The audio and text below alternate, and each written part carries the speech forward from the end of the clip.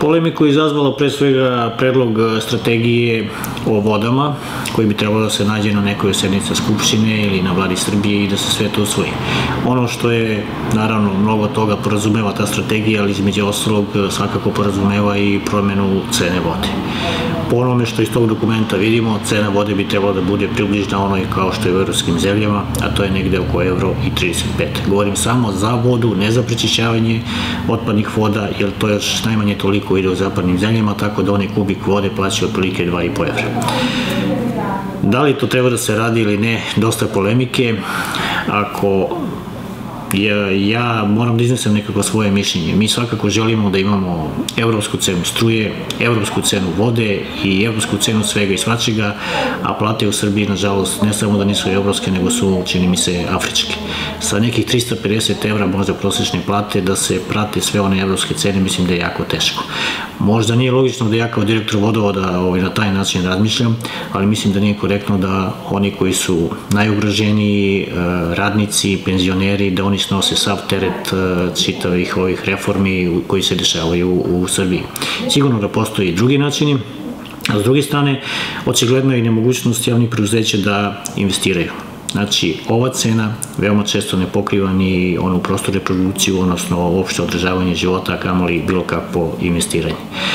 Kako naći rešenje iz svega toga?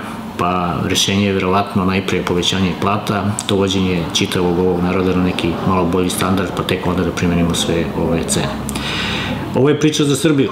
Mi u Pirotu čini mi se da imamo malo drugčiju situaciju, znači kada je u pitanju vodovod u Srbiji sa prosečnom cenom za kubik vode i za odvođenje otpadnih voda, cena je 56 dinara, što je stvarno veoma niska cena, prema onome, kažem, koliko treba da bude €1,35, ali mi iz te cene uspevamo da poslujemo pozitivno, da odvojamo svake godine dobar deo novca za investicije i da čitav ovaj naš sistem održavamo jako kvalitetno.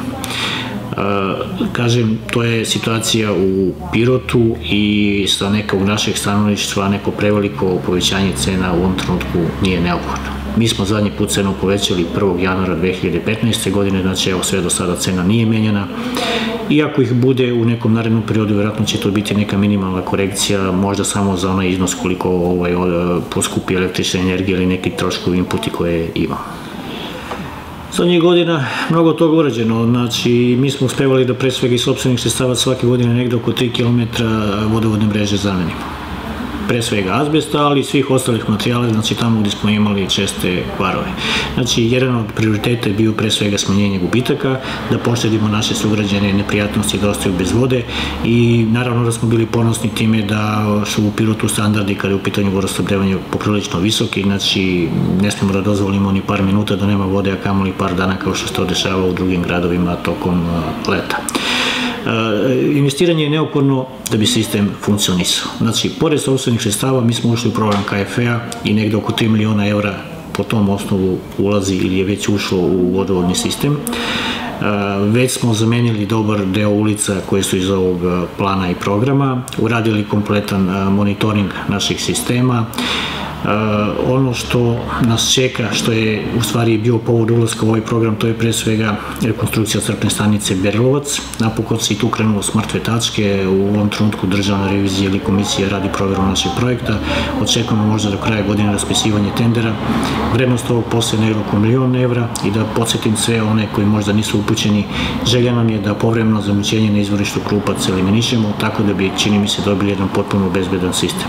Znači, kao što vidite, puno ima tih investicija, neke se mere milionima evra, neke su svega možda par stotina hiljada dinara, poput onih u selima, znači mi u ovom trenutku radimo na poboljšanju vodosnabdevanja u Velikom selu, radimo hidroforsko postrojenje, za Veliki Mali Jovanovac i Trnjanu smo radili regulatore pritiska, mnogo toga je, kažem, za nama i svakodnevna briga, svakodnevno, kažem, investiranje od onih najmanjih iznosa pa do milionskih doprinosi tome da, čini mi se, imamo dobro vodosnabdevanje.